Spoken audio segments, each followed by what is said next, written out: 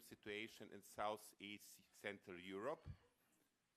SEEMO is the organization that I'm representing, is since years participating in this great festival, and I'm glad that we are again this year here in Perugia.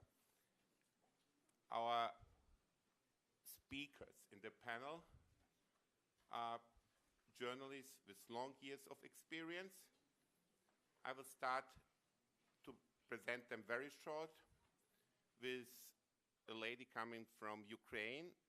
It's Anna Babinets, first person from your left side. She's a young but very experienced journalist. She was also active in the famous Panama Papers last year in the investigations, but she's doing also different other investigations as journalist in Ukraine. And she did, I would say, her one first bigger international story during the famous changes that happened in Ukraine after that with the famous Yanukovych leaks. The second person next to Anna is Zrinka Vrabec-Mojzes, coming from Croatia. She is editor in the weekly Nacional from Zagreb.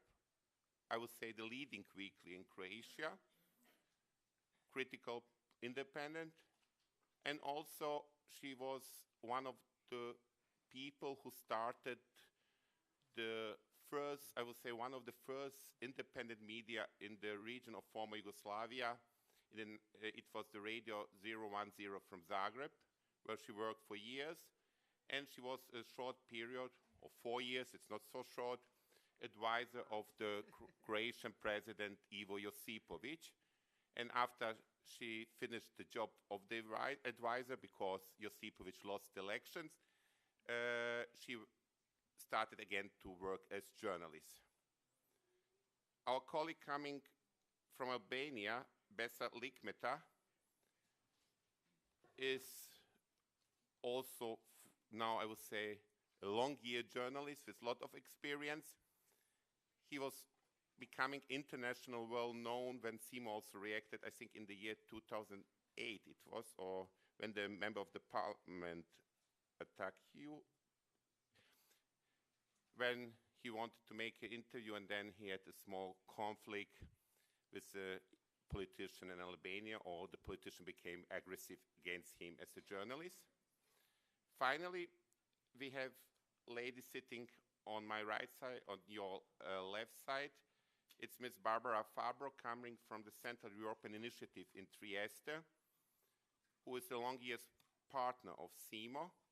And because we are speaking about press freedom, the idea is that she presents very short, because we have just yesterday the call for our Investigate Journalist Award that is also given to journalists in Italy. So I will invite Barbara to present this year call, because I think it could be interesting also for you, your colleagues, to participate in that call. It's since now, I would say, 7 years, 8, 9, 10 years, giving every year by SEEMO. So Barbara, please. Thank you, Oliver. First of all, I would like to thank the festival organizers for hosting this panel today here and to give us the possibility to focus on press freedom in Southeastern Europe. The CI and SEEMO are quite active in this respect, promoting many activities together. Just a few words about the Central European Initiative, which is a regional organization comprising 18 countries in Central, Eastern, and Southeastern Europe. 10 are members of the European Union and 8 are not members. And our main mission is to promote a cooperation among our countries and to bring non-EU countries closer to the European Union. And we are doing that at the political level, but also at the project level. So we are promoting many activities and projects in our area in many fields, and media is one of these areas. Together with SEEMO, we have a long-standing partnership. We are promoting the Southeast Europe Media Forum, which is an event held every year in a different country. Last year we were in Serbia, Belgrade. This time we will be in Sofia, in Bulgaria. But together we are promoting an activity supporting, in particular, investigative journalism. This is the SEEMO Award for Outstanding Merits in Investigative Journalism. We have just launched the call 2017. It is open to all 18 countries of the Central European Initiative. We have two categories, professional journalists and young professional journalists, because we want to support also the young generation of journalists.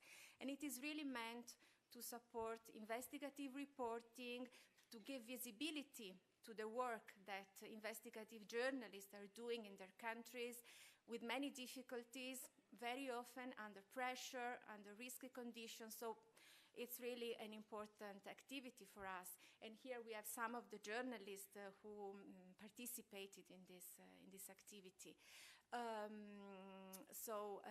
The call was launched, as I said, so I invite you to spread the information.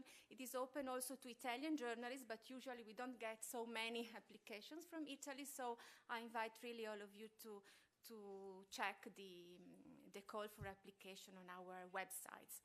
So now I really want to give floor to our journalists here. They will tell us their experiences in their countries, and they talk about their work there. So thank you.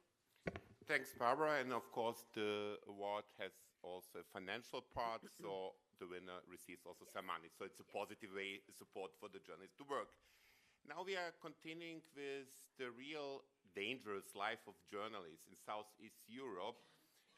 Speaking about dangerous life of journalists, we are speaking about a region where journalists are still attacked physically. We have cases of journalists and cases of journalists who have been killed, and where still it's not known who ordered this killing or who did the killing of the journalists. For example, only in Serbia we have 3 cases of journalists who have been killed. We are speaking about the area where journalists receive different forms of threats by phone, email, family members.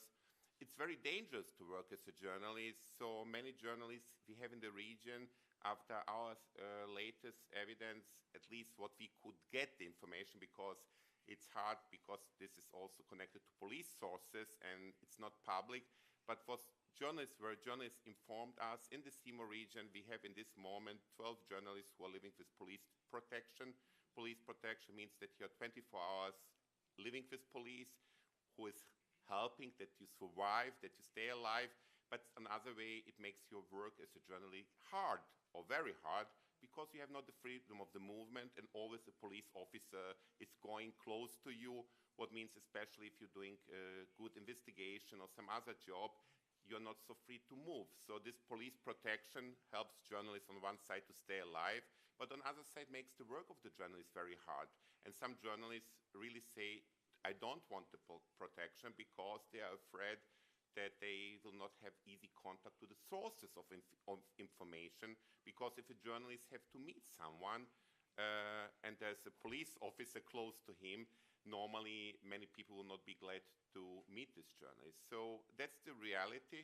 That's the reality in Southeast Europe. And this reality, we cannot say there is a difference between those countries who are part of EU and not part of EU. Of course, we have 2 countries in the SEEMO region where we have especially big problems, like Turkey or Belarus. But independent from these 2 countries, and I would say, because we have our guests here from Ukraine, from Croatia, and from Albania, we should concentrate more on those countries that are closer to Italy. And okay, Ukraine is not so close, but it's a very interesting country, and there's happening so a lot. So I would say we should try to concentrate on these countries. But of course, if you have a question, also some other countries, I'm sure that our friends and colleagues will be ready to help you with some information, because all of our colleagues are very much connected in the region. That's a very strong cross-border cooperation between journalists. So I'm sure that every one of them is good informed also about situation in some other countries. Speaking about press freedom and the hard work of journalists, we will start with one country that is close to Italy. That's an EU member, you know, Italy is also a long EU member, and still journalists have also here in Italy a lot of problems. But we are speaking about a young EU country. And as a young EU country, I will say there are really a lot of problems for journalists.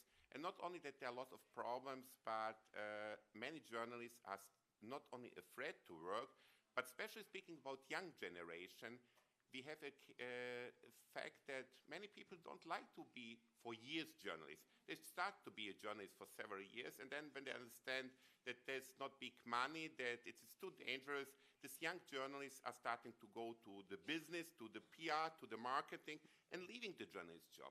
But we have one lady who is really a long year experienced journalist. She's young, but she has big experience, Zrinka. And as I said, Croatia is an EU country. How is it to be a journalist of the security, safety, reporting? I'll tell it all, but I first have to practice my Italian. Cari colleghi italiani, voglio saluto tutti. Io sono da Croazia e lavoro per la settimanale politico che si chiama Nazional. E anche io lavoro per la televisione regionale TVNet. Ho lavorato per la Radio 101 per 26 anni. E poi per 5 anni ho lavorato in ufficio del presidente Ivo Josipovic. Now I'll go to English. Okay, thanks. This was Voglio parlare in italiano, ma non parlo bene. Sì, grazie. Just a small remark, this was not the European Song Contest or Eurovision Song Contest, where usually they try to speak in the local language. No. And I think Zrinka was not so bad in Italian, so congratulations. Okay, I suppose that I made some mistakes, but I was trying. And I'll work on it, I promise. So I've been working for different independent media all my life, ever since 1984, much before than most of you were born, probably. I started to work as a student on then First Independent Radio 101 and spent there 26 years of my life. And since 2015, I'm back to journalism, working as journalist and political columnist in Nacional Political Weekly. And also, I have my TV show on regional TV, TVNet. Actually, I told you all that because I started so long ago, in 1984. My generation really dreamt that we were able, as a media, to change society and to work on democratization of Croatia, bringing European spirit to Croatian audience. And well, in the end, when we managed to do it, I think that the whole generation is so disappointed. What I would like to say that from 2000, when we founded SEEMO in Zagreb as a Southeast European media organization, I think that this is the process which, this democratization process of Croatia started well.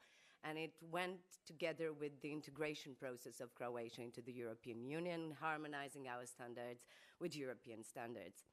But economic crisis, which started in 2008 and ended last year, I have to say that this recession struck Croatia seriously, and it destroyed the independent media scene, but also most of the mainstream media, where thousands of journalists lost their jobs. And I would like to stress that this threat, economic threat, is probably equal to all the other threats that the profession is facing.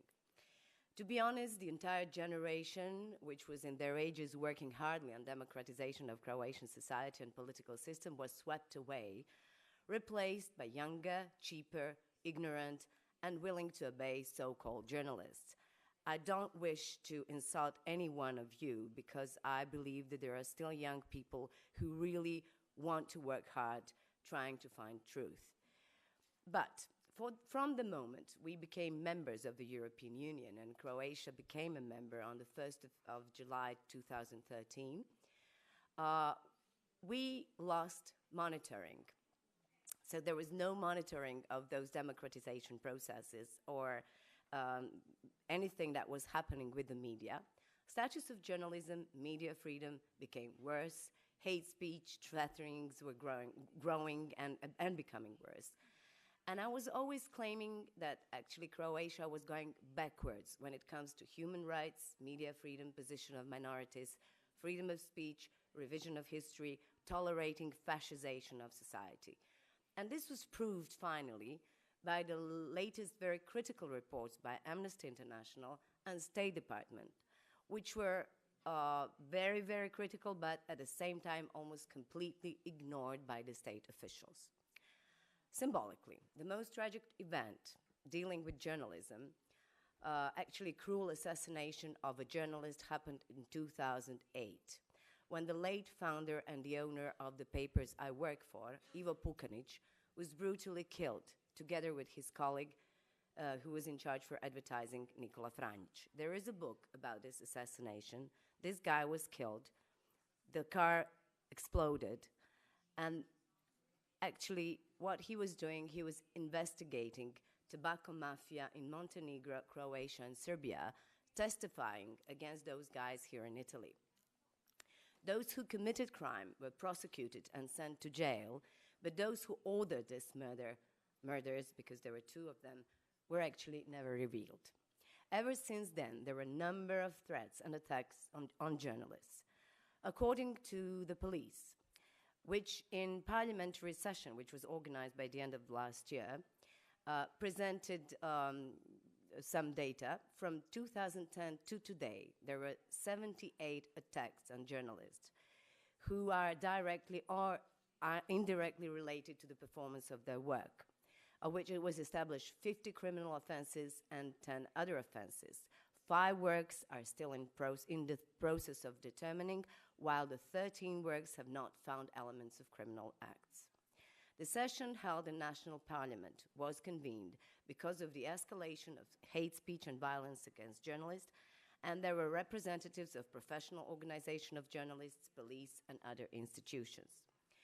The police data show that the escalation of attacks began in 2014, which means a year after we joined the European Union, when the number of attacks had doubled, and culminated in 2015, when the number tripled. The number of attacks this year, according to it was last year in 2016, to previously known data, returned to the level from 2014. Of the 50 criminal offenses, 46 were threats, 2 serious bodily injuries, 1 grand larceny, and attempted violent behavior. Perpetrators in 35 cases were known or discovered, which, according to the interim chief of police, were the good results. But most of those who committed real crimes against journalists, like in case of my colleague Dusan Miljuš, who was working for the daily Jutarnji List and who was beaten almost to death 5 years ago, were never brought to the face of justice. In the meantime, there was a serious attempt of endangering life of the president of Croatian Journalists Association, Saša Leković, when the tires of his car, somebody loosened the screw on the wheels of his car, and it was a few months ago. There is another example of very famous columnist, Ante Tomic, from Jutarnji List, who is also very critical towards those in power, who was threatened, beaten, and attacked in a way that some lunatic had thrown, how can I say that? Faces, okay, so he was thrown garbage on his head. Nowadays, opposition, meaning social democrats, who were once in position, is very critical now, and they believe that violence against journalists and violence in general can be stopped only by efficient work of state institutions. They now wonder if something happened after those investigations, and they claim that attackers can be discouraged only if they are prosecuted. They also claim that the radicalization of hate speech was encouraged by policy, in that public discourse infused vulgar language. When in parliament or other institutions go to defamation, insults, then such speech sends a bad message to the public. This is what they say. This is some true in it, because reactions from the president and even from the prime minister, when it comes to the crimes against journalists, can be understood in a way, you asked for it, so behave. The prime minister, the current prime minister, who was MP in the European Parliament and is diplomat by profession, also warns journalists that, first of all, they should be responsible for what they write and report. I think that we all agree on it, but people who are beaten or those who were and are threatened did not publish lies.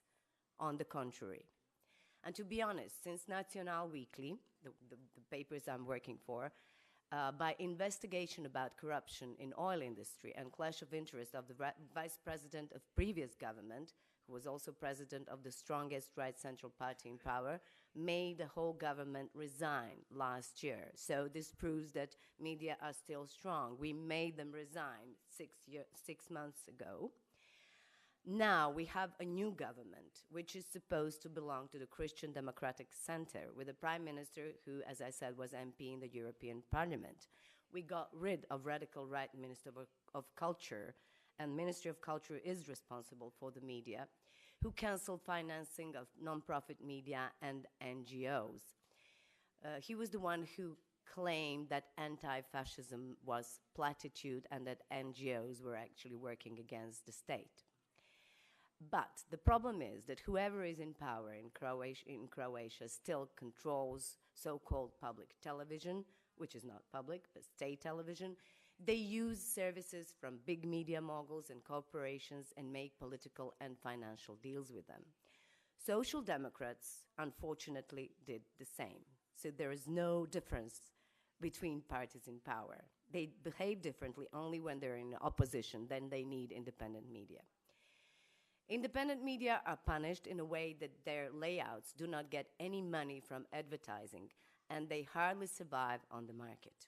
Relation between influence of the papers, for example, the papers I work for, who are very influential, and the financial power is really tragic because we have no financial power. I'll end. And it's hard to keep experienced professionals working for very low wages just because they love the truth. Actually, when talking about threats toward journalism as a profession, I would say that today in Croatia, this economic is the greatest. Thank you very much. Sorry for abusing my time. Thanks a lot, Zrinka. And I would just add that how the situation has influence of journalists. We have an example for journalist who was also attacked, I think, 2 years or 3 years ago, Željko Peratović, and he decided after all to leave the country. He lives now, I think, in Switzerland because he could not more live normal in Croatia with his family, and he said, like, I'm leaving the country, I want to start to live somewhere where I can live normal. Of course, speaking about Croatia, we have in the neighborhood of Croatia another country like Hungary, where we have a lot of press freedom problems, but we can say in Hungary it's one thing. We have a system that makes the work of journalists hard, very hard. In Croatia, it's a little different because we have many individuals who make the work of journalists hard, who are attacking physically journalists, who are threatening journalists. So it's not just the system, it's also this individual. And that makes really more harder because you don't know who is your enemy or by whom you will be attacked. And by speaking by whom you will be attacked, I think it's a good point now to go to Besar because he was physically attacked by a politician, by a member of parliament in Albania. And I think it would be interesting for the audience just you explain what happened this 10 years ago to you. It's a long year period, but you are an example how dangerous it is to be a journalist in Albania. And then maybe you can speak about the general press freedom situation today in Albania, please. Thank you, Oliver. I guess if I had a dime every time I have to tell the story, I would be very, very rich right now, but I guess nobody gave me those money. Well, basically 10 years ago, I was interviewing this former bodyguard and turned politician about his supposed law degree in a Tirana hotel, the Sheraton Hotel, and just we had done a story basically which was wider and looked at how a lot of people with that's drug trafficking records or were trying to get into politics, and how they were buying fake degrees in the open market. So there was a report from the Ministry of Education when they found out that these guys basically never finished or never went to school. So after we gathered our facts, we did what every normal journalist does: is give the party the right to respond, and this is when the physical attack happened, and then the story goes on. The politician was investigated, but he was never charged because, unfortunately, there were no witnesses to testify on my behalf. either those who were very close to the attack. Another guy who was present at the attack was another MP who now is actually Deputy Minister of Justice. The politician is still an MP. So this is how normally physical attacks that happen against journalists in the Balkans are resolved. I mean, the authorities don't act, and then the stories get repeated. So in the last 10 years since I was attacked, there were other journalists who were attacked, and the one was just a few weeks ago. But it's not the only form of attack. I mean, we think as physical attacks as being at least the most hurtful, and definitely that concerns a lot. It's a lot on our minds in terms of security whenever we report a story. But there are other attacks that are happening which politicians are choosing as their favorite form, and this is happening because they don't want the, let's say, the international media attention that you get from physical attacks. And they're moving anyway from trying to bribe other media to attack you or discredit you as a journalist, or as let's say as an editor, or the media outlet that you work for, or which is the most, I think lately we have seen in the last 2 years, is this being involved in some international conspiracy, the so-called Soros conspiracy being the most famous one because a lot of independent media in the Balkans are financed by these philanthropic or open society organizations.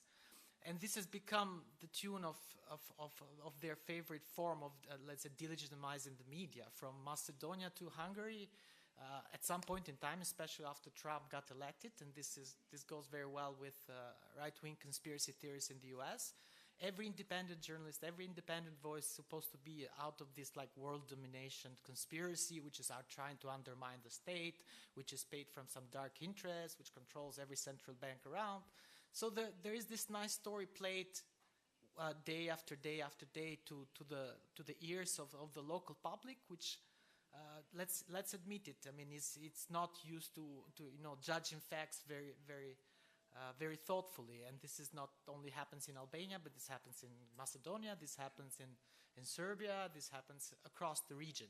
And now, as we know, in terms of conspiracy theories, this happens a lot also in democratic countries. So it's a problem that we have as journalists, because we not only have to produce facts, we have to challenge powerful politicians with our facts, hopefully hold them accountable, but we have to all the time respond or figure a way to deal with the attacks coming with the other media outlets that they control.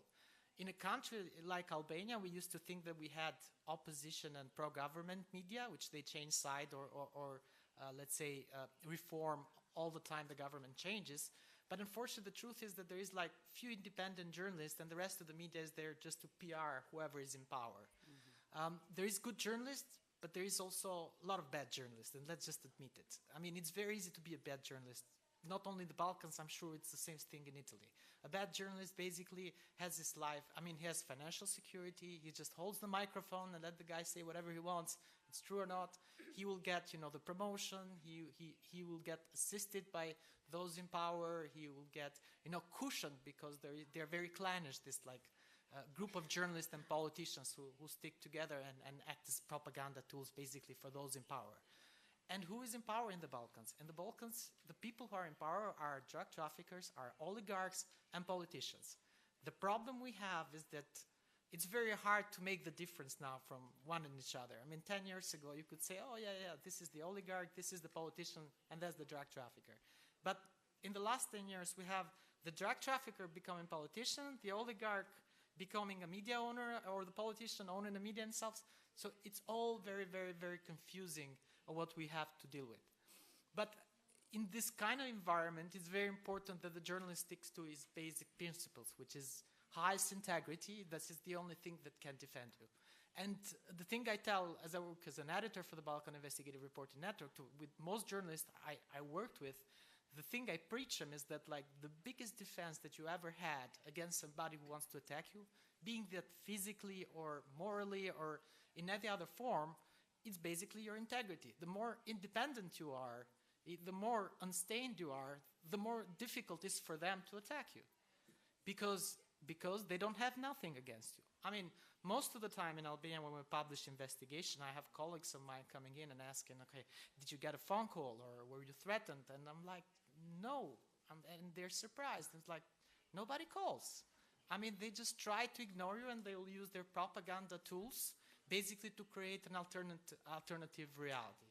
This doesn't happen all the time. I mean, there is cases when normally you're threatened with lawsuits. We had a case last year when, actually in 2015, when Albania had local elections, and we knew that and there was a lot of concerns of people with a criminal background, and not a criminal background in Albania, but a criminal background in the EU, in Italy, running in the elections. And then we were investigating the story, and basically we found out that at least 3 of the mayor candidates, 1 from the opposition and 2 from the ruling party, had a criminal background in Italy, Switzerland, and other countries, and meaning being drug traffickers of the worst kind. When we published the evidence, basically what we were threatened with was a lawsuit for 100,000 euros. I mean, the Prime Minister never followed through with it. He would attack us on TV of being like trashy media outlet. His favorite, cliche spell on it was that, like, we're not exactly the Vatican, those beer reporters or other things like that. But what it created in terms of this single story about the criminal background of these people is that it pushed the Albanian parliament actually to pass a law on the integrity of public figures, because a lot of pressure came from the EU. We're still trying to get in, so we're still under monitoring. And a lot of pressure came from the EU, and a lot of pressure came from the US. So there was the local political parties disgruntlingly passed this law that whoever had a criminal background should declare it. If they lied on their form, they'll be out. Funny enough, the guys that we reported on had a criminal background, and after these forms were filled, after they lied again, and after they were found out lying, they were exposed and they were run out of office. One of the mayors now is basically under investigation. He was fired. We're going to have elections maybe in 3 weeks in that small municipality. Other people had to expose their criminal background. And this is something what shouldn't have been achieved without the work of journalists. Did we do that? Okay, we're not the greatest media outlet in the country. Our possibilities are not always the greatest financially because we're an independent non-profit media outlet. But we did that with working with colleagues and journalists. For example, some of the reporting was done by an Italian journalist, which I'm very proud to have worked with, Fausto Bellislavo, which is a very good journalist working not only in Italy, but reporting from many war-torn countries. We cooperated with other reporters across the region. We had to dig information in places which is difficult to do, like Switzerland, for example, because they have a lot of data protection. So the system that these people thought that was going to keep them safe in terms of, like, data protection in Europe and not being exposed as people with a criminal background didn't work in their behalf. We've done stories that range from, jihadist networks in the region, from Kosovo to Albania, sending people to fight in Syria, high-level corruption cases, and you always get the question from people, why do you do it? Normally, not always our stories get the reaction that they've got in this case of the mayors. Normally, the politician will frown on it. They will act like nothing happened. When there is prosecutions being launched, but unfortunately, the prosecution never amount to too much in a sense. And a lot of people said that. Like, I had one journalist colleague coming to me like a week ago. It's just like, what are you achieving? You're just making people depressed. I mean, like, shouldn't you be looking for solutions or anything? I'm like, well, yeah, but I mean, this is not my job exactly. I mean, my job is to expose facts and have the public judge on them. I don't expect for journalists to mold the public's perception of reality. I expect the journalist to, expose whatever is going on out there, do his work properly, and the public should respond. Does this always work? Not always. I mean, you need a lot of media literacy. Should be many other things in place for change to happen. But, I mean, shouldn't journalists transform themselves into something else, or should the rest of the public or educators move on and help this, like, current enterprise in order to produce change, especially in countries where they have a hard time with organized crime, corruption, and everything else. So the good news beyond the bad news that you receive a lot of attacks and things like that is that even in countries like Albania, Kosovo, Macedonia, in the region, there is a lot of brave journalists who are actually putting up a fight against the people in power. I mean, I'm sure the most unpopular person to, I don't know, the Serbian newly elected president are journalists, which his media attacks let's say the pro-government media attacks all day long and tries to make him look like foreign spies. I mean, like working for the US or working for the EU. Yeah, there is such thing as a EU spy in the Balkans, if you would believe it.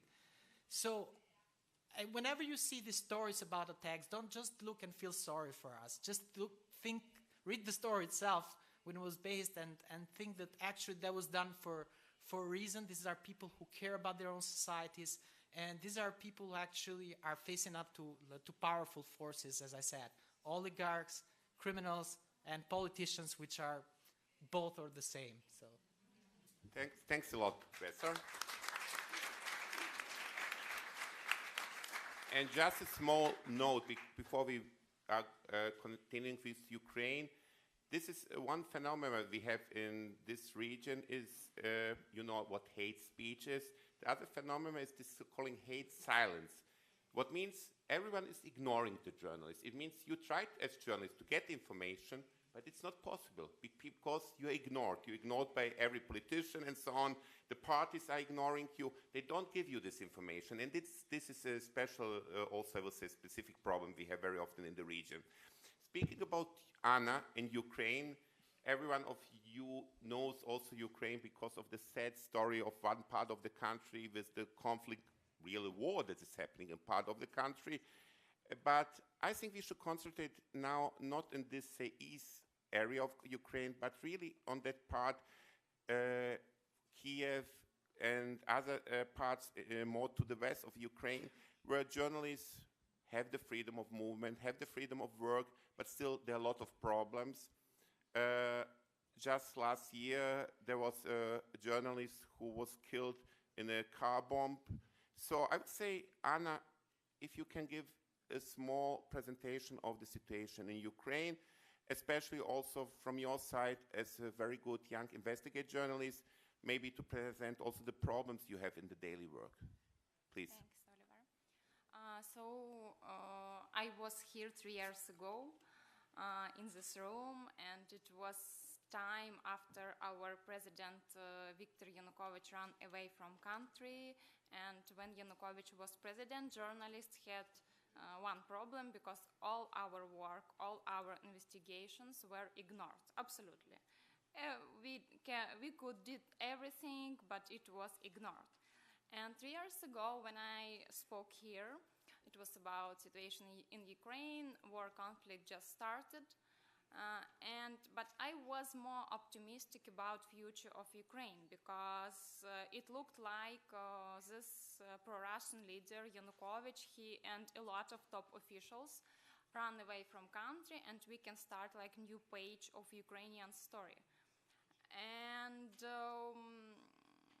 when I was here, we didn't have president. In couple weeks, we voted new president Petro Poroshenko. I think that you know him. And the chocolate producer with yeah. nice chocolate. Yeah, for sure. And it's one of the big problem for him.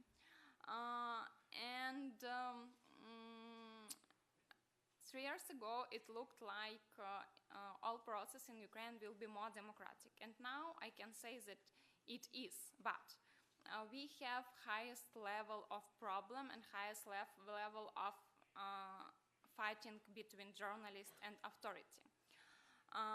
Because now Yanukovych was president, he was part of Donetsk mafia.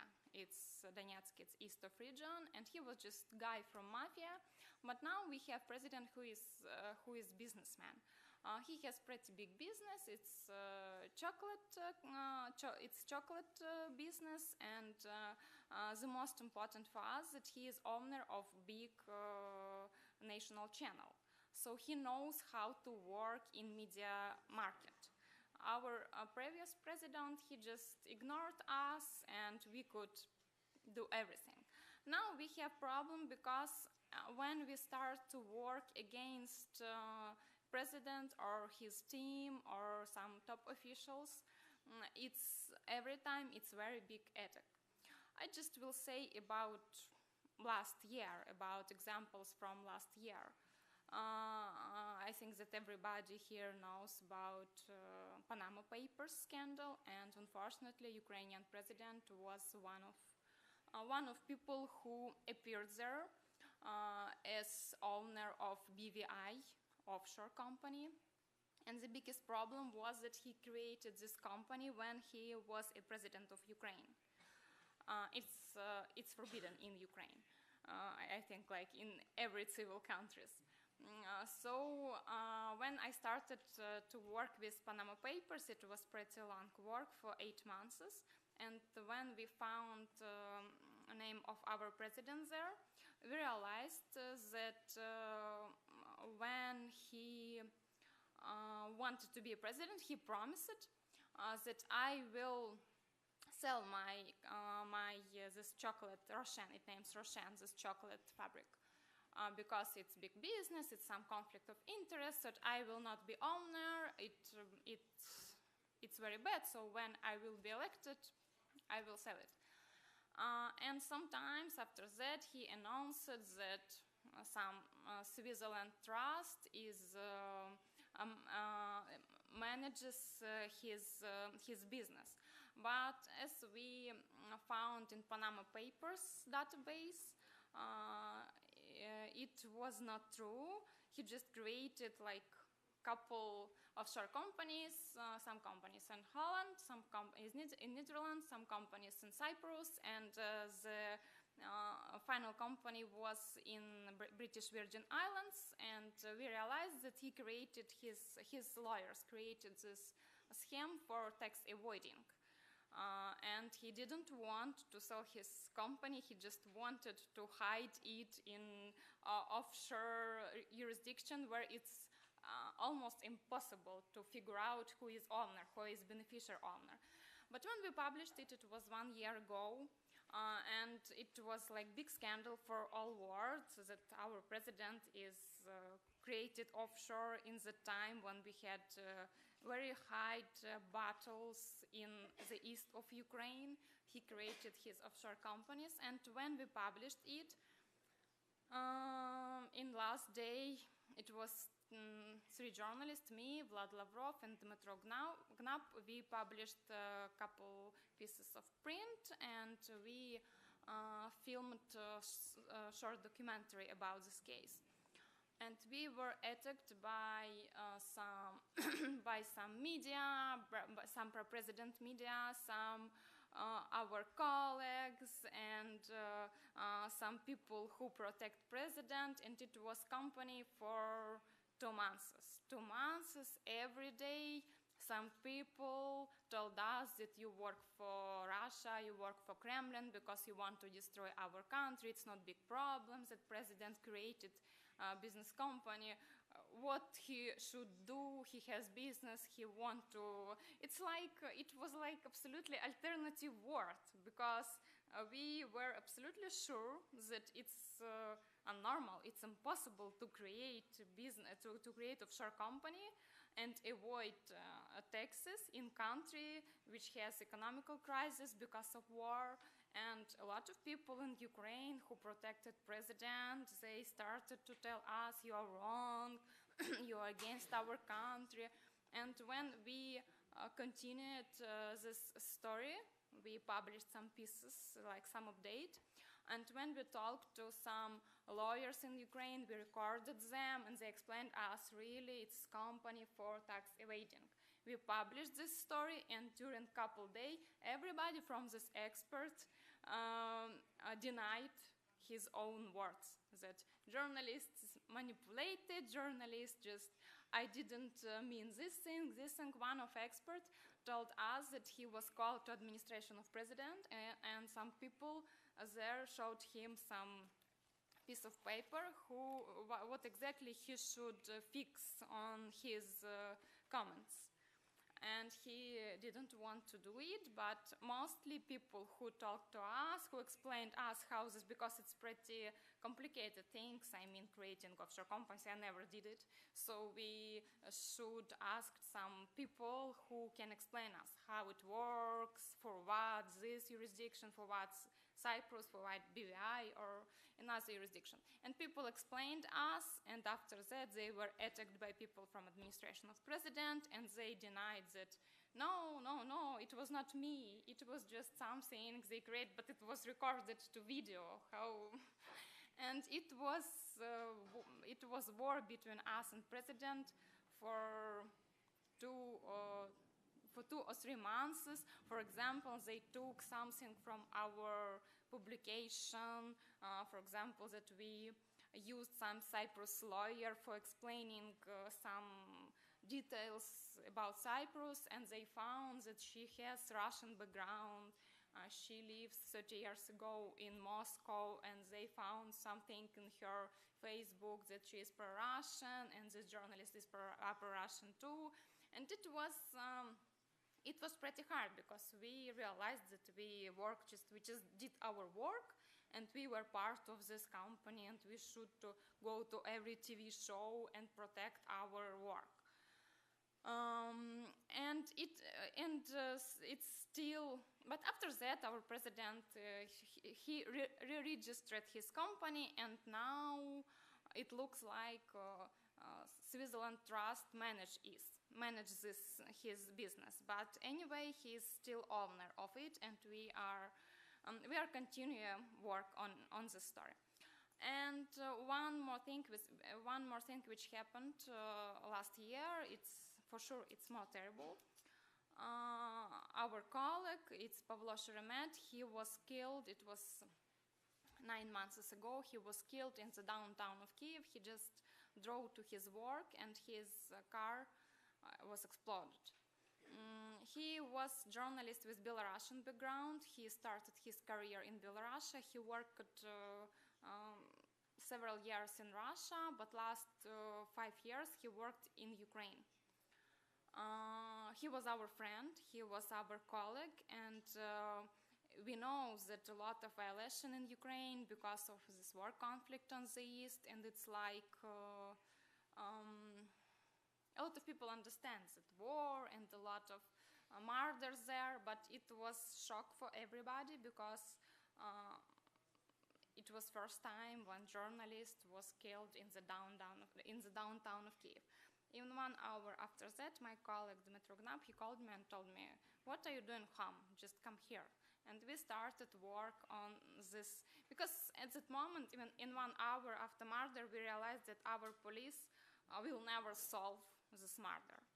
And we met there with 2 more colleagues, and we started our own independent investigation. We started to collect all CCTV cameras footage around this area where this car was exploded. We found people who, in the CCTV cameras, we found people who put this bomb to his car. It was at night before murder. It was man and woman. We have this footage. And it's 8 months. Murder is not solved. And we are almost finished our documentary investigation, and we have some results. We will publish it in I think in 2 weeks. It will be during April. We will publish it. It was big work, because a lot of international people helped us with from United States, from Romania. I mean, this work in process.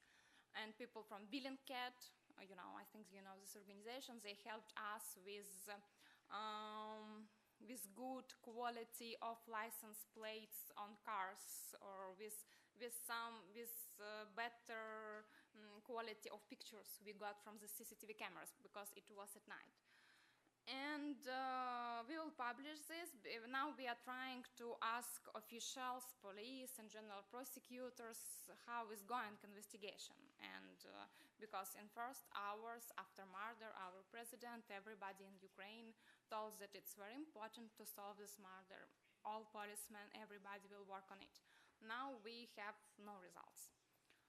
But we will publish it, and we hope that it will push our police and investigators who can not only ask, we just journalists, we just ask people about the CCTV footage. Police can come to them and ask about, not ask, just give us, and that's all.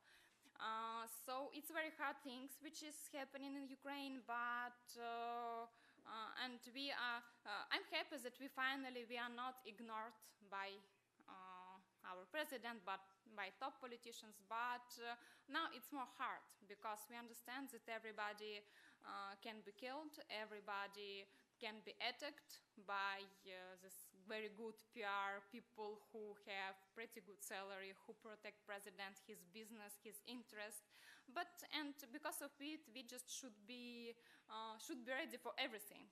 And that's the way how journalists in Ukraine work. Thanks a lot, Anna.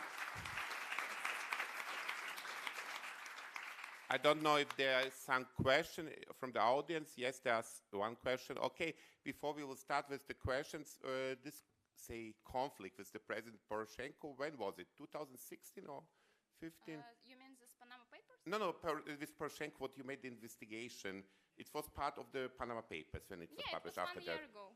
1 year ago, it okay. was April, May, and June. Okay, so. that's the moment. Okay, that's now clear why a lady who I know who is close to Poroshenko stopped to communicate with me, because she probably learned that you got once our award, 2014. So then she decided not more to communicate with me because I had a good communication with her. And then once, about 1 year ago, she stopped to contact and to speak with me. So it was probably you are responsible for that. But speaking about the award, just to say that Bessa got the award 2009. And now going to the questions, and then we can continue with you. Please. Milica Pešić, Media Diversity Institute, London. I have two questions, one for Zrinka, one for Oliver. Zrinka, you said there is no more monitoring by the EU since Croatia became a member. Would you advise the European Union, the European Commission, to be careful with other countries in the region before letting them in? Question for Oliver. Oliver, you are known as a person who actually manages, contrary to many journalist associations in the region, to bring politicians, top politicians, presidents to journalist events, which many people, as we know, see it as controversial. My question to you is, and you write official letters and protest to them, when you are face to face with them, what do they actually tell you? Why they are doing what they are doing? Off the record, tell us what actually they tell you. Thank you. Okay, maybe I will start because I will be shorter probably. We start with jokes, family stories and things like that when you make these officials, high-level politicians, presidents, prime ministers and so on. Usually, when we have this, say, most cases, these are off-the-record meetings. We publish after the meeting some statement and so on with some result, but the results more or less are official things, so you cannot publish some sensation and some special big story. So usually we have a chance during this meeting really to speak open with these politicians, and I'm sometimes surprised how open they are, how open really they speak about things. Sometimes they are very self-critical. And I would say if we would publish sometimes really what they're saying, maybe we could destroy the life of them, because sometimes they are so open and saying like, or maybe that's the result because they feel so secure that they generally speak, yes, I know this is a mistake I made, this is and so on, but they don't see it as a problem for their career, for their, say, political position. And I think that's because they are so strong. And that's a big problem. We have politicians who are really strong, who are coming in this political life with the idea not to help the population, but to stay in power. And that's the only interest the most politicians have, I will say, in this Southeast Central Europe region. So they are so strong and so secure in themselves that I think they can do whatever they want. For us, for example, was a surprise. When we met, it was the former Macedonian, now his former Prime Minister some years ago. We planned, for example, to have, it was an official meeting, 15 minutes it was planned in an agenda to have a meeting. We had, at the end, over 2 hours a meeting with him because he was so ready to speak with us and so on. So I'm sometimes really surprised how the politicians are open. But what is dangerous is this thing, and that is what I'm saying in many of these countries. We have the political pressure of the politicians. On the other side, we have journalists who are not enough strong to fight for the journalists' ideas. So we have very often very strong to say self-censorship, what I'm not so happy. And I'm saying journalists try to be more open because very often journalists in the SEEMO region, they don't have any clear pressure from the state, but they believe they should write positive about this prime minister and politician. Also, no one makes direct pressure on them. And this is a big problem, and the politicians are using this.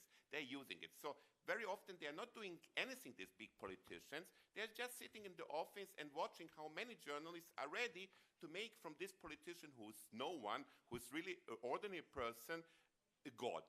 And we have really a situation that many politicians in the SEEMO region became, after 1 year or 2 years of power, really a god, a person who no one can touch and so on. And I must say journalists are partly also responsible for that.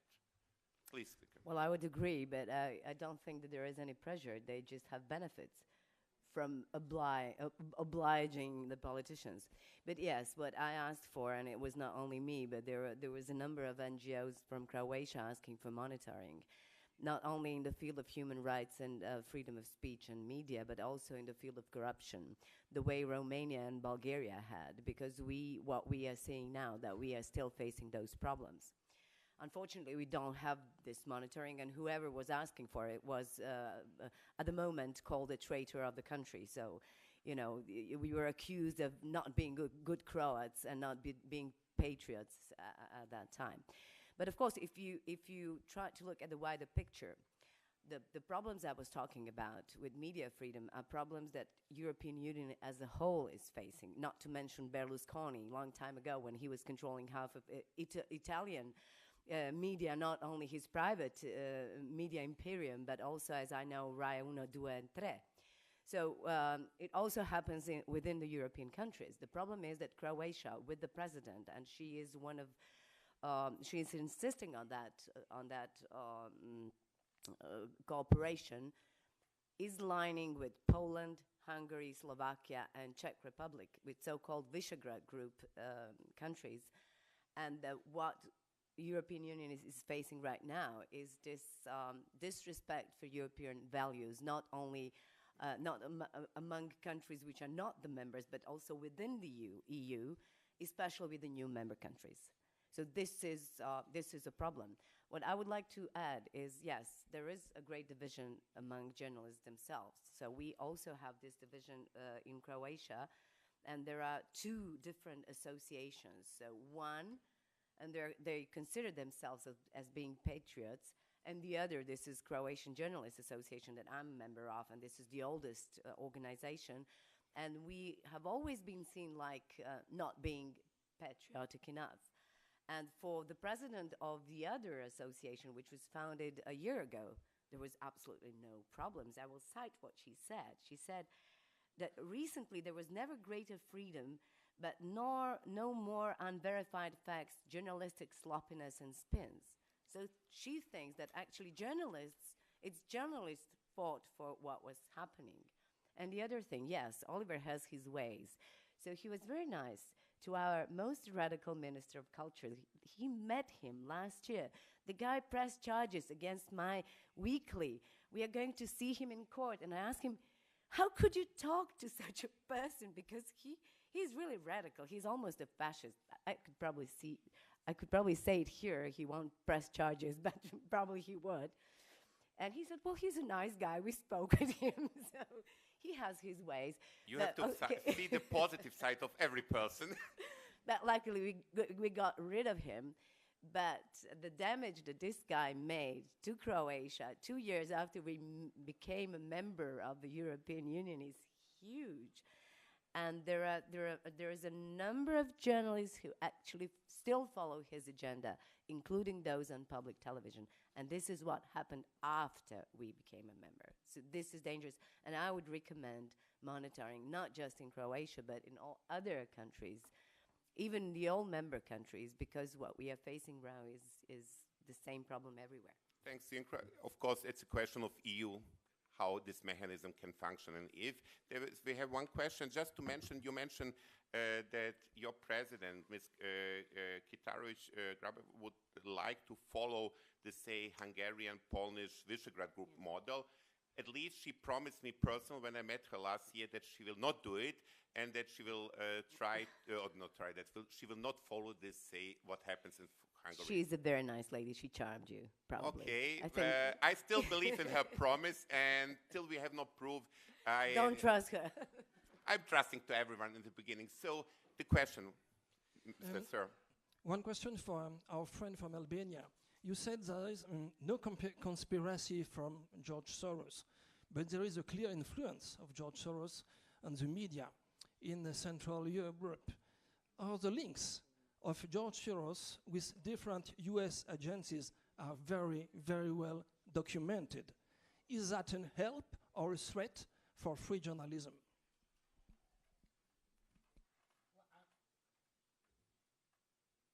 To be honest, I'm not spokesman for George Soros. Let's just make it clear. And I'm not sure about all the links that are documented that you mentioned. I'll be very happy to review them if you had evidence and publish something on it.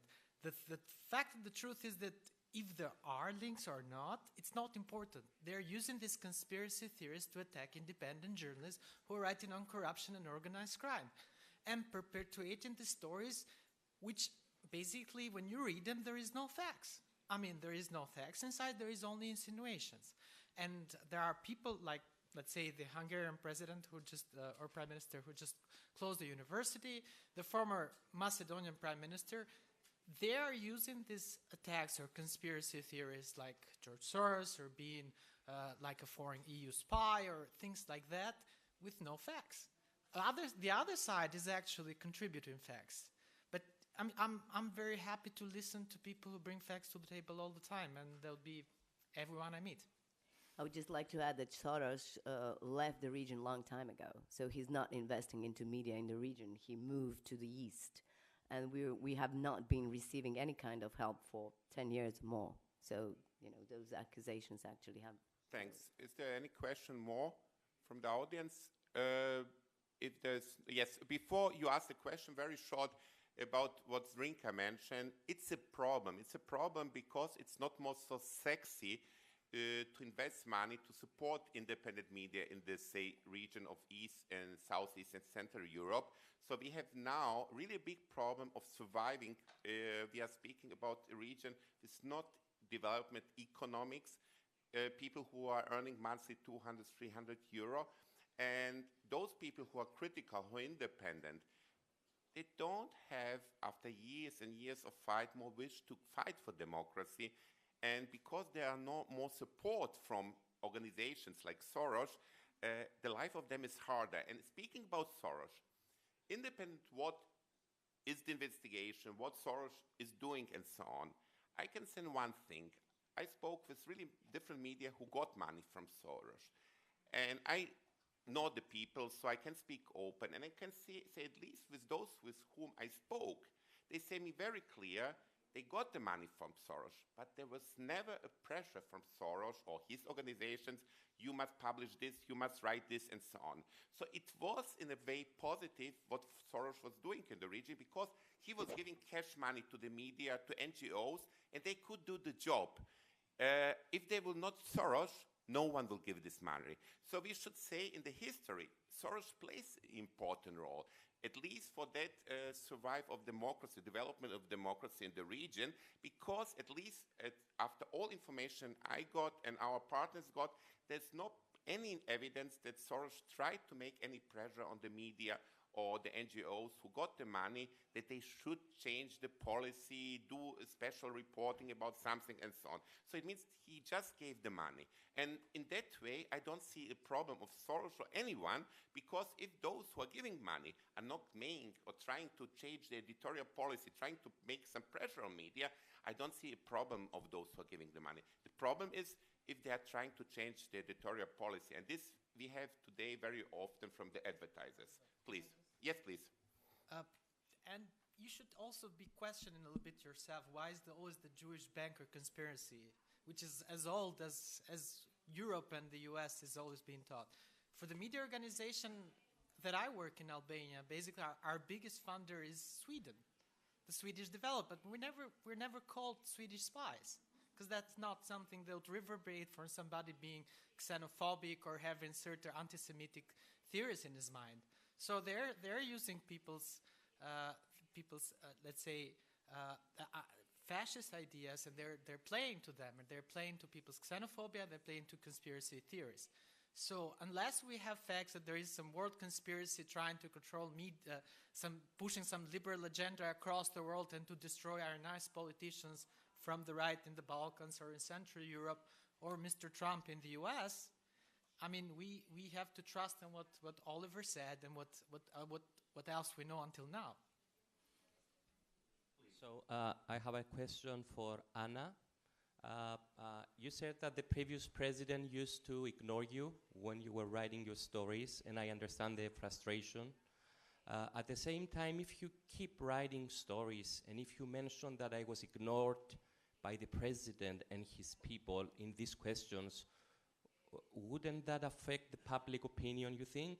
And wouldn't he feel like responding after seeing the damage being done to the image on the public? Did you get any response after seeing that some damage was made to his image? This new president, Petro Poroshenko, not very new, but after previous, he cares about his image. He cares about his reputation, because I think that, as you know, that Ukrainian economy has a crisis because of war, and Ukraine has to ask about money to international foundation. I mean, for development, Ukraine's country. And because I think that only because of it, our president cares about his image and about his reputation. And he tried to protect his reputation for sure. And he has a lot of people and a lot of advisors and PR people who help him with it. And it was, as I said, it was pretty big attack for journalists, and it was like they tried to destroy our reputation, my reputation, reputation of my colleagues, and it was absolutely stupid things. And some of my previous colleagues met with me and advised me, stop doing it, stop investigate president. We have a lot of another example of corruption, stop doing it, it's very dangerous, something. It was like friendly advices that just be careful or something. And I think it was part of this company, it was part of the strategy that we should feel wrong, and we should feel that it's dangerous to investigate president. He cares about image. Poroshenko cares about how he looks. I mean, how in front of world, in front of Ukrainians, and because of it was a lot of resources, a lot of things they spent for attacking journalists, and it appears every time when we or our colleagues, because this Panama Papers, it was big scandal. I mean, this word scandal, and they spent all sources they had for like trying to calm it. But if somebody from my colleagues starts to investigate something about president of his friends or his business partners, every time he or she is being attacked, and it happens every time. And it's just part of president's protection of his image. He wants to be good, he wants to be for the world, I think the first because of money, because it's only one way to save Ukrainian economy, it's get money from international foundation. For previous president it was not problem, because he was pro-Russian and Russia helped a lot, and we had a lot of Ukraine had a lot of business connection with Russia. Now it stopped, and it's a big problem with financial system in Ukraine. Thanks a lot. Any question more from the audience? Okay, then we will continue. Somebody? No. We will continue with, okay, Zrinka first, and then I will ask a question. No, I just wanted to add something about advertising that you mentioned. Yes, because this is well, as I told you, this is the biggest problem for the independent media, not just in Croatia, but everywhere else. If you're independent, attacking everybody, revealing truths about corruption, about big companies, about corporations, you don't get adverts. So this is the reason why you cannot survive on the market. But, well, it's really interesting that actually the main topic of Croatian media is not corruption anymore, it's ideology. So there is a great division about those who are trying to revise history and talk about our fascist state that we had during the Second World War as something that was actually good, and those who are trying to prove that Croatia was on the right side, on the anti-fascist side, at the end of the Second World War. So we are talking about ideology in the moment when Croatia is actually facing economic crisis and trying to get out of recession, which is really incredible. By the way, about advertising, there was a big company on which most of the media, not just in Croatia, and most of the companies, not just in Croatia, but also in the rest of the region, depended. This was Agrokor. And the guy had the monopoly over dozens and hundreds of companies in Croatia, Slovenia, Serbia, Bosnia and Herzegovina. He owes billions of euros to everybody. And the state just let him go for 2 decades. He's a product of so-called criminal privatization that happened in Croatia after the war that we had in the 90s. And he really controlled the media. So nobody wanted to be critical, although everybody knew the truth about the guy, because he was advertising. Even now, when he went bankrupt, when there is a danger that the whole Croatian economy would go down because of one company, media are still very careful. They still try to picture him as a good guy with a family who cares about every cow that he has on his farms, although he owes to the state, to the other companies, and to Sberbank, which is the most dangerous thing because it's Russian bank, billions of euros. So this is the way how Russian capital, Russian money will control the region through Croatian company and probably the media. So this is the story that we were trying to follow. Everybody knew about that, but before it happened, nobody believed that it would happen. And this is how media depended on it. Agrokor was actually controlling most of the media in the country. Okay, thanks. Just a short note also about this advertising, how it works. Several years ago, editor-chief of a very strong media in one of these countries told me, like Oliver, 80% of the market in my country, in that country, he said, where he lives, is controlled by one marketing agency. This marketing agency collects advertising from different companies and so on, but 80% of the marketing of advertising is going over this one company. And of course, if the chief or owner of this company is good with some political groups, that it's a clear influence of these political groups over that marketing or advertising company then on the media. So politicians have not to do so much. Sometimes there's many players who are helping the politicians to stay in power. Just because we spoke about the situation in some of these countries, I will ask very short everyone, starting from Besser, Zrinka, and then to Anna, because in the neighborhood you have a lot of press freedom violations. Could you maybe just say, Besser, for especially Kosovo, how is the situation? Zrinka, maybe you can speak a little for Serbia or Slovenia or Bosnia, and Anna, maybe for Belarus. So very short, how you see the press freedom and media situation in your neighborhood, please. Well, I'd like to say something wider than Kosovo, so also for Macedonia and Serbia and Montenegro. The situation in the Balkans is not very different from country to country. Pretty much it's this power play that there is some independent journalists, and there's the oligarch political party conglomerate media when there is a lot of reporters who basically self-censor themselves. I disagree actually with Oliver in terms of why do they end up self-censoring themselves. I mean, there is the way that the pressure works from the owners of the media, the politicians, they force them, these journalists, to basically to behave, or they're pushed out of the market, or they face other things.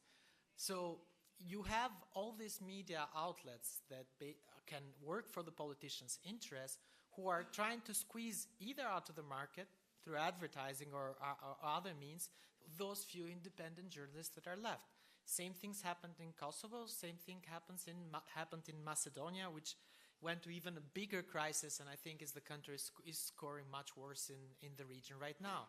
We had the same situation in Serbia, when I can just mention, when the prime minister was elected president over the weekend, and Mr. Vučić received 60% of the media coverage when there were like 6 other people running in the election.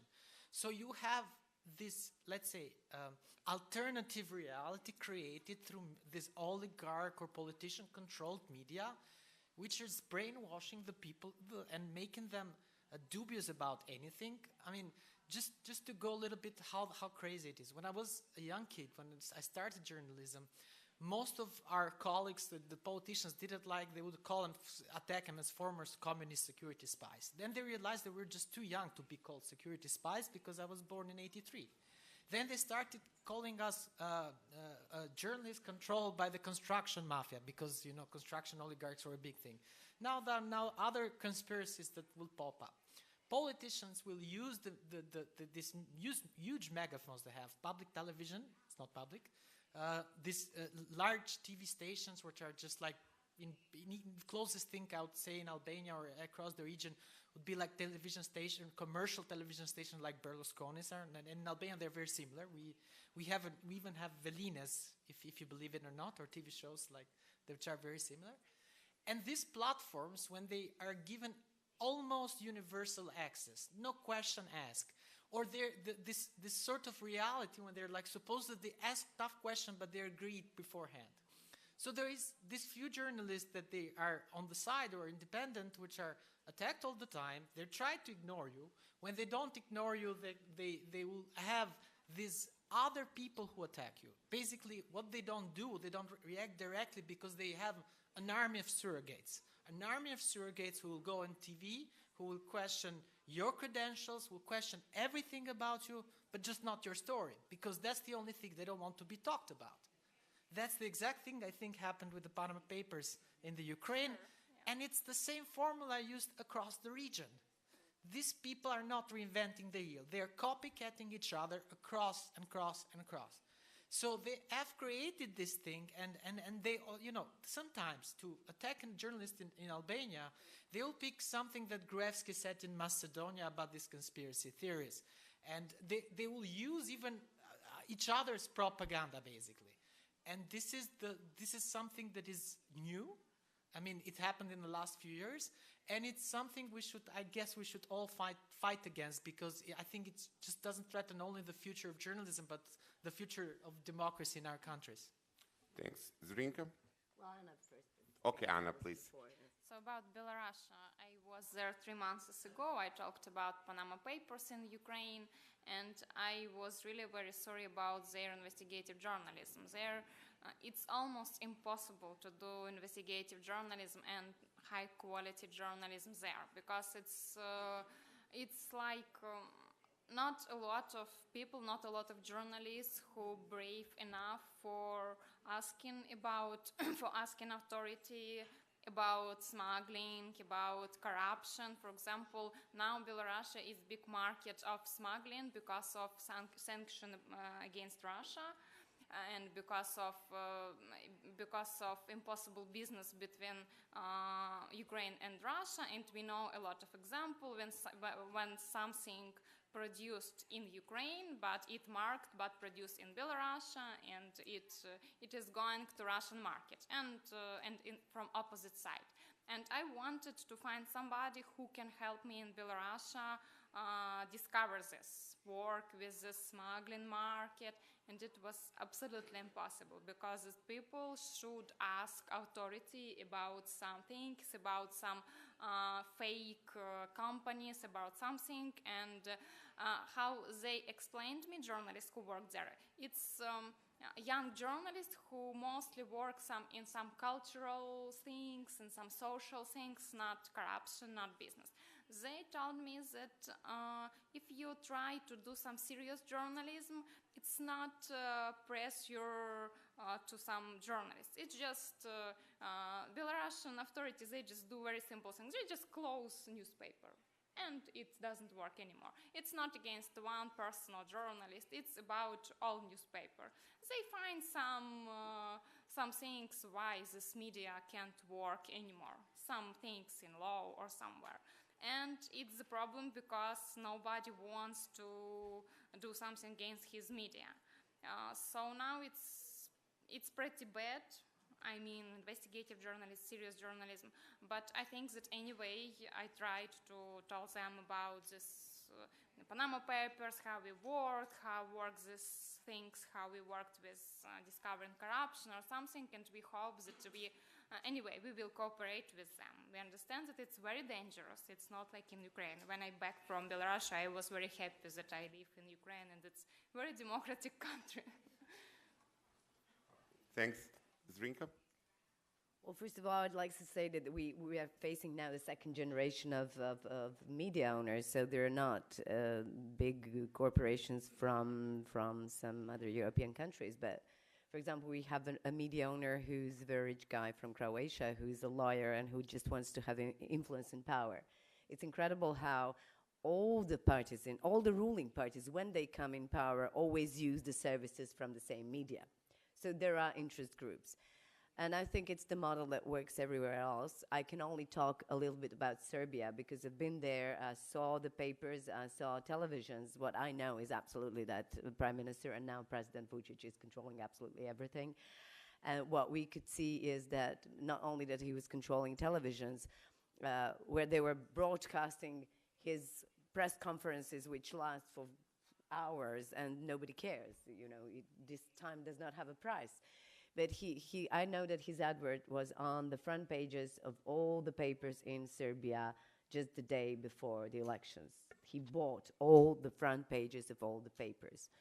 So this model actually does not work that way in Croatia, but it works in other ways that, of course, they have their favorite papers, and they also, the politicians who call themselves to be moderate, abuse those media which are controlled by radical right interest groups because they're populists. They know that their European partners wouldn't like it, but before the elections, like the president, they actually give interviews to those media which should be closed because of the fascism and hate speech that they're spreading. In Bosnia and Herzegovina, I think that what we are seeing is lining with national. As in political life, it's the same with the media. There are national political parties, although Bosnia and Herzegovina is supposed to be a country which has three constitutional nations, Croats, Bosnians, and Serbs. But as the political parties are always lining with those national groups, you don't have one party representing all the national groups, but you always have national parties. It's the same with the media. I think that all of them, Serbs, Croats, and Bosnians, control their own media. There is not one joint, probably Bosnian so-called public television, and they're trying to destroy it, representing the whole nation. And this growing nationalism is very dangerous, and I think that Europe should worry a lot about what's going on. Thanks a lot. What I can say at the end is only I'm still missing that journalists are not enough strong in doing the work because the politicians will always, it's not just a thing that happens in this part of Europe, trying to be in power, misuse media, and so on. I'm saying the job of the politician is to misuse media and to try to stay in power, and the job of the journalist is to stop them in that. And that is what very often the journalists, maybe also because we have a lot of young, not educated enough journalists who are easily becoming under influence of the politicians. Sometimes I'm missing, say, these journalists who are not enough using this power. It's hard, but still I think journalists could or should do more the work, maybe more solidarity between journalists we need also in the SEEMO region. I would like to thank everyone sitting here. Okay. Anna, Zrinka, Besser, and especially also Barbara coming from the Central European Initiative because with the money of the SEE, we are supporting journalists with this award, investigate journalists now for years. So thank you a lot of Barbara for that. I like also to thank you, everyone sitting here, and of course, also those who are responsible for everything that is happening here. It means those who are not most here sitting now, the bosses of this journalism festival, because I think it's really a great project, and I think we should thank everyone now to the journalism festival here for the work. And also to those volunteers who are sitting here and who are doing the great job. So thank you a lot, and I hope to see you next year. Thanks.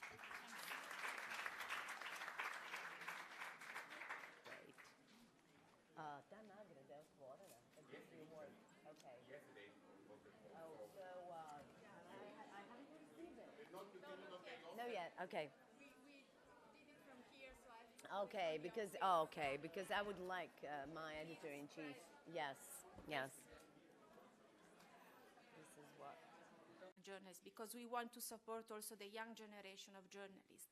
And it is really meant to support investigative reporting, to give visibility to the work that investigative journalists are doing in their countries with many difficulties, very often under pressure, under risky conditions. So it's really an important activity for us. And here we have some of the journalists who participated in this activity. The call was launched, as I said, so I invite you to spread the information. It is open also to Italian journalists, but usually we don't get so many applications from Italy, so I invite really all of you to check the call for application on our websites.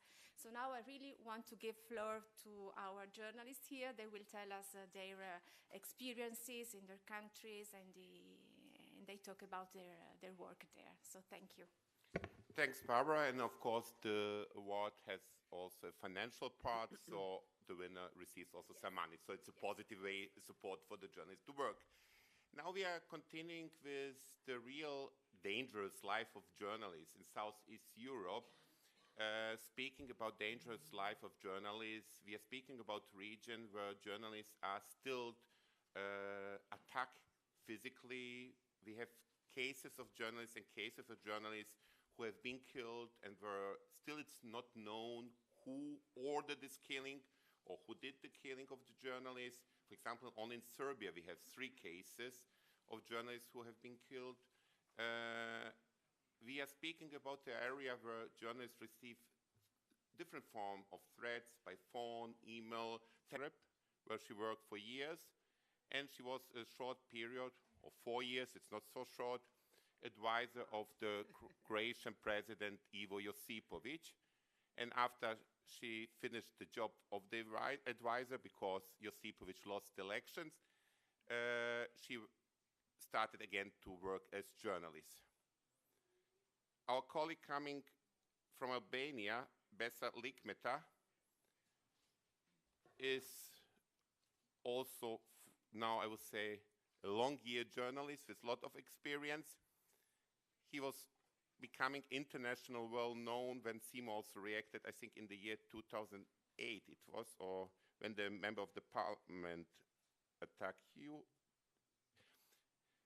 when he wanted to make an interview, and then he had a small conflict with a politician in Albania, or the politician became aggressive against him as a journalist. Finally, we have lady sitting on my right side, on your left side. It's Ms. Barbara Fabro, coming from the Central European Initiative in Trieste, who is a long years partner of SEEMO. And because we are speaking about press freedom, the idea is that she presents very short, because we have just yesterday the call for our Investigate Journalist Award that is also given to journalists in Italy. So I will invite Barbara to present this year call, because I think it could be interesting also for you, your colleagues, to participate in that call. It's since now, I would say, 7 years, 8, 9, 10 years, giving every year by SEEMO. So Barbara, please. Thank you, Oliver. First of all, I would like to thank the festival organizers for hosting this panel today here and to give us the possibility to focus on press freedom in Southeastern Europe. The CI and SEEMO are quite active in this respect, promoting many activities together. Just a few words about the Central European Initiative, which is a regional organization comprising 18 countries in Central, Eastern, and Southeastern Europe. 10 are members of the European Union and 8 are not members. And our main mission is to promote a cooperation among our countries and to bring non-EU countries closer to the European Union. And we are doing that at the political level, but also at the project level. So we are promoting many activities and projects in our area in many fields, and media is one of these areas. Together with SEEMO, we have a long-standing partnership. We are promoting the Southeast Europe Media Forum, which is an event held every year in a different country. Last year we were in Serbia, Belgrade. This time we will be in Sofia, in Bulgaria. But together we are promoting an activity supporting, in particular, investigative journalism. This is the CI-SEEMO Award for Outstanding Merits in Investigative Journalism. We have just launched the call 2017. It is open to all 18 countries of the Central European Initiative. We have two categories, professional journalists and young professionals. Family members. It's very dangerous to work as a journalist. So many journalists we have in the region, after our latest evidence, at least what we could get the information, because it's hard, because this is also connected to police sources and it's not public. But for journalists, where journalists informed us, in the SEEMO region, we have in this moment 12 journalists who are living with police protection. Police protection means that you're 24 hours living with police, who is helping that you survive, that you stay alive. But another way, it makes your work as a journalist hard, or very hard, because you have not the freedom of the movement, and always a police officer is going close to you, what means especially if you're doing good investigation or some other job, you're not so free to move. So this police protection helps journalists on one side to stay alive, but on the other side makes the work of the journalist very hard. And some journalists really say, I don't want the protection because they are afraid that they will not have easy contact to the sources of information, because if a journalist have to meet someone and there's a police officer close to him, normally many people will not be glad to meet this journalist. So that's the reality. That's the reality in Southeast Europe. And this reality, we cannot say there is a difference between those countries who are part of EU and not part of EU. Of course, we have two countries in the SEEMO region where we have especially big problems, like Turkey or Belarus. But independent from these two countries, and I would say, because we have our guests here from Ukraine, from Croatia, and from Albania, we should concentrate more on those countries that are closer to Italy. And okay, Ukraine is not so close, but it's a very situation in Southeast Central Europe. SEEMO is the organization that I'm representing, is since years participating in this great festival, and I'm glad that we are again this year here in Perugia. Our speakers in the panel are journalists with long years of experience. I will start to present them very short with a lady coming from Ukraine. It's Anna Babinets, first person from your left side. She's a young but very experienced journalist. She was also active in the famous Panama Papers last year in the investigations, but she's doing also different other investigations as journalist in Ukraine. And she did, I would say, her first bigger international story during the famous changes that happened in Ukraine after that, with the famous Yanukovych leaks. The second person next to Anna is Zrinka Vrabec-Mojzes, coming from Croatia. She is editor in the weekly Nacional from Zagreb. I would say the leading weekly in Croatia. Critical, independent. And also she was one of the people who started the first, I would say, one of the first independent media in the region of former Yugoslavia. It was the Radio 010 from Zagreb.